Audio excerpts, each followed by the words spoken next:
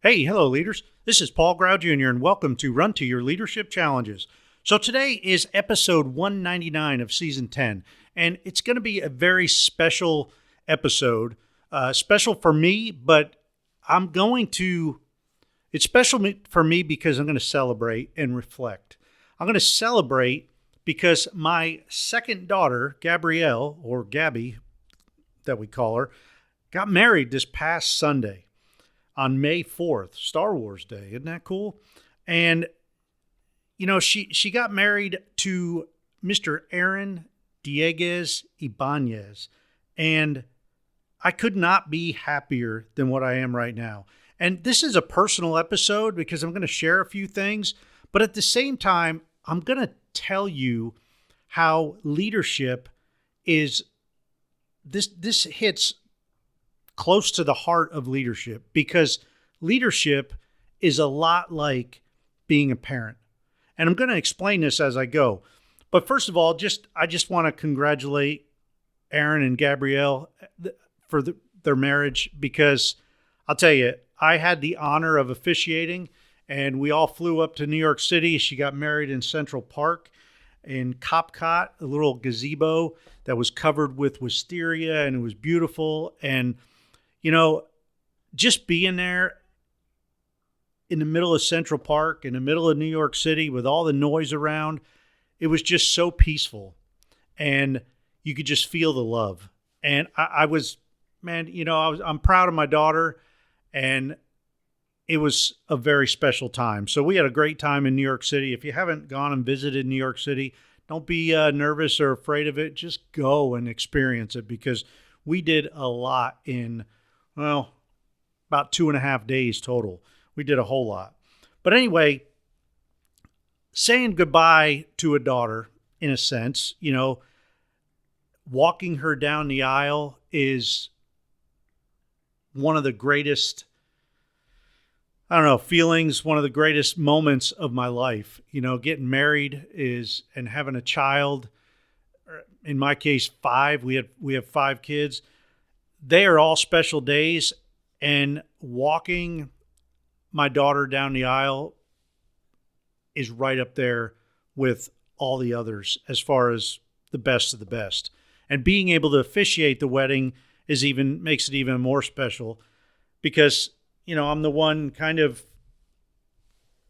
reading the vows and having them repeat it, and the rings ceremony and all that. And it's just so cool. And before we walked down the aisle, I leaned over to Gabby and I said, "Hey, it's not too late to change your mind if you want to. I'm with you, whatever you decide." And she said, "No way, Dad." And I'm just so happy for her. And I said during the ceremony that from a very young age, we knew that Gabby was very special. I mean, she had such a tender heart. And man, it's special because we see that in Aaron, her husband now. We see that tender heart in him as well. And they make such a great couple. So we're really happy for them. They live out in Salem, Oregon, which is a long ways from Arkansas. But, hopefully we can get out there and visit and see them as often as possible.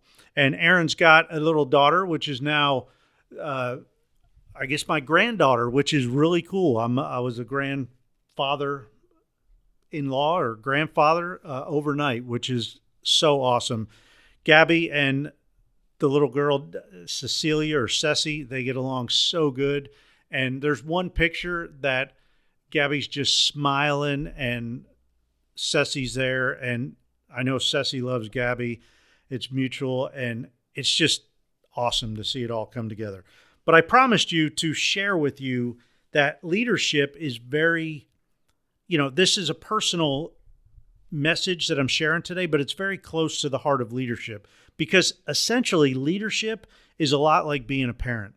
I mean, it's a lot like being a parent because you get team members when they're young and you get to watch them grow. You get to have a say, and you get to mentor them and pour into them, and you get to watch them, and you get to see them make mistakes and fail, but you watch them grow and develop, and it's just amazing.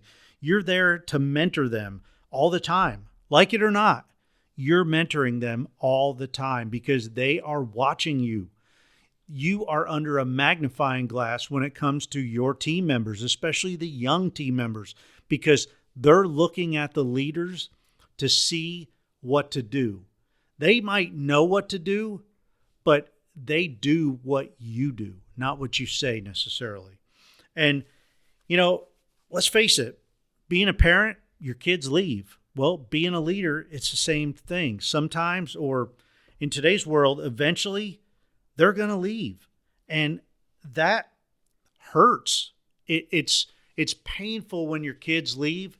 At the same time, it's joyous. It's one of those bittersweet moments in life where you love to see them go out and get married and go live on their own. But at the same time, it's like, oh, man, they're not my little girl anymore, my little boy anymore. They're grown up. They're going off on their own. And it's a bittersweet moment when your team members leave as well. And, one thing, how leadership is a lot like parenting, is that you have to let them fall.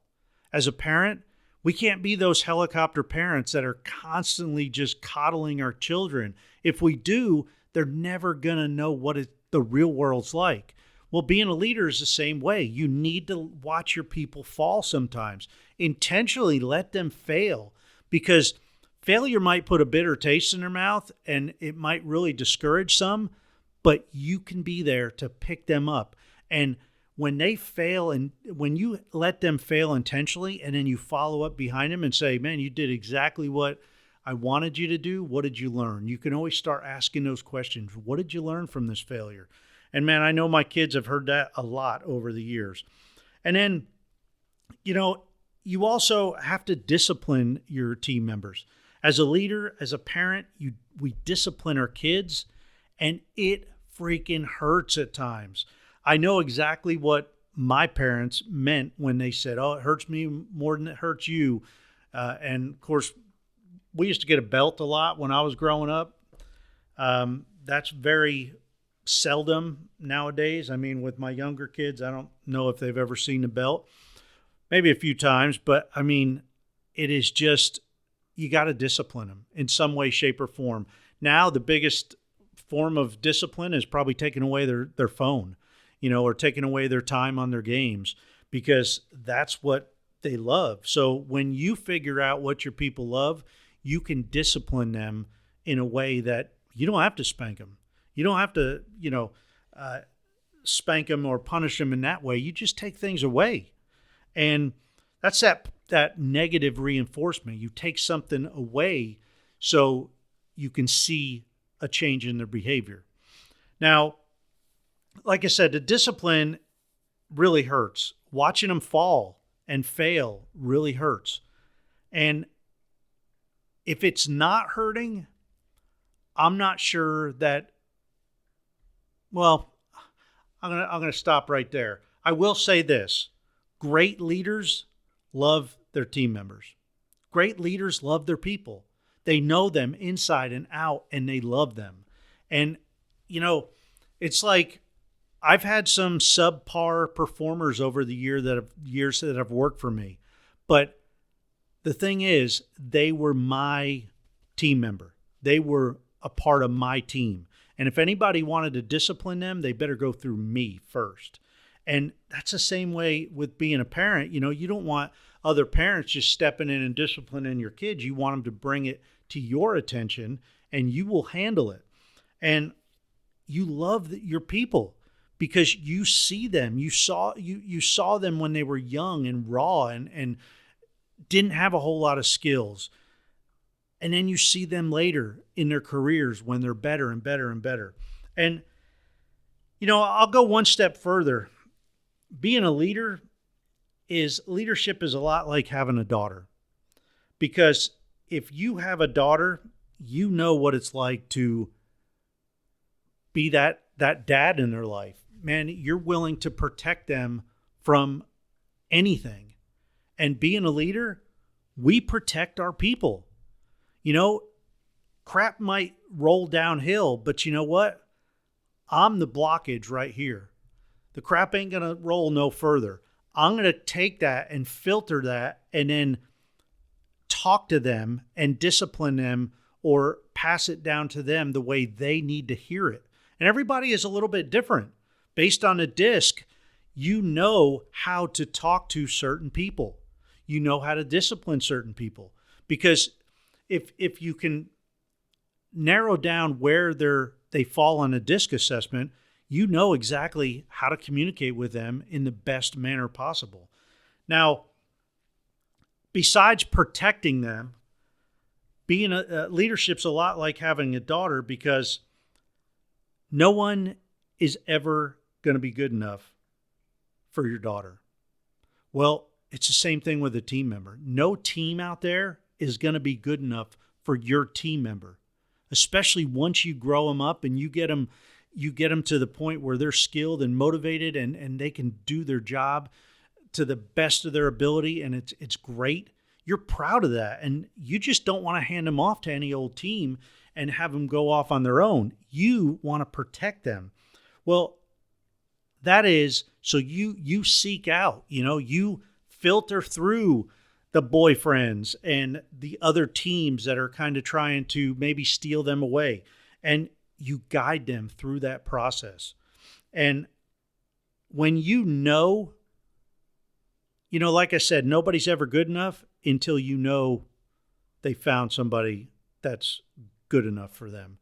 And when that happens, it makes you real happy. And that's what I saw in Gabby's wedding. Gabby and Aaron, when they're together, they just bring out the best in each other. And that's what a leader does to their people. A leader brings out the best in his or her people. And, you have to, one last thing that I want to kind of throw in here is that once you know that they have found that new team, that they might leave your team and go to this new team, and it's a right fit, well, then it's all up to just, you got to pray and hope for the best. And that is hard. I remember Gabby was the first child that we left at college and drove away. And, she's been away from house several times. She's been to sleepovers and she's been on mission trips down to Guatemala and Africa. And she's been on numerous mission trips, but I knew that there was always a chaperone there. When we dropped her off at her college and we left, it was like, oh my gosh, she's unchaperoned, and that was a lot to let go of. And if you're a parent and if you've been there, nothing can really prepare you for that moment where you drive away from the college that first time. And I know a lot of parents go through that every fall when they do that, and it's tough. So start preparing yourself now for that, because that is an interesting thing. And when we left that college, we prayed and we hoped for the best. And we knew that we had raised her right and she was going to be fine. And it's the same thing now. It's the same thing with my oldest daughter. She has a wonderful husband. My oldest daughter's Faith. She's been married a couple years to Ethan, and they are wonderful to each other. They bring out the best in each other. And again, when I walked her down the aisle and she was married, you just got to pray and hope for the best. And prayers work, I'm telling you. So that's my spiel for today. It's a very special episode again, and congratulations again to Aaron and Gabrielle for their marriage, and I hope they're married for a very long, long time, and they have a wonderful life together. So that's it for today. Hope to see you again on Monday. Come on back, and until then, run to your challenges. We'll see you.